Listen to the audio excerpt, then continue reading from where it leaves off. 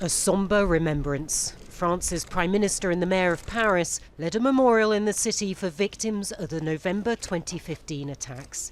Their names read aloud. Jalal Seba, Nick Alexander. More than 130 people were killed in the city by supporters of ISIL. Shot at cafe terraces, in the street and the Bataclan concert hall. A night of carnage that began at the city's main sports stadium. On November 13th, I should have died because of the impact on my body. So each day that I have is a gift. Mohamed AMGHAR was working as a security guard at the stadium when an attacker blew himself up beside him. 5 years on, the recent killing of a schoolteacher near Paris and 3 people in Nice has revived painful memories.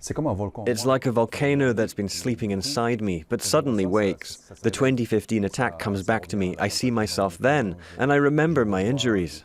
Since 2015, more than 100 people have been killed in dozens of attacks in the country. Children, police officers, a teacher.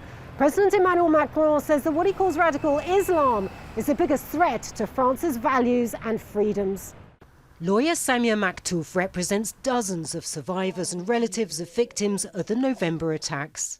The aim of the terrorists is a death, not religion. It is not about Islam. It is about the ideology of a death cult. What the terrorists want is to sow terror, not only in France, but in Europe and the world. For Mohamed, it's a doubly distressing situation. A victim of an attack, his trauma is ever present, but he also has to cope with how some might see him. It's like being a victim twice over. I don't begrudge people. They don't understand. It's difficult. They see a Muslim. They confuse and mix everything. They are lost, and we must explain Islam to them, but I don't begrudge them.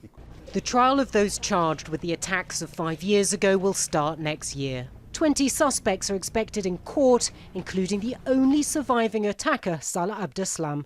After so long, it'll be an opportunity to learn more about how the violence was planned and whether it could have been prevented. It may offer some answers, but it's unlikely to heal deep wounds or end divisions. Natacha, Butler, Al Jazeera, Paris.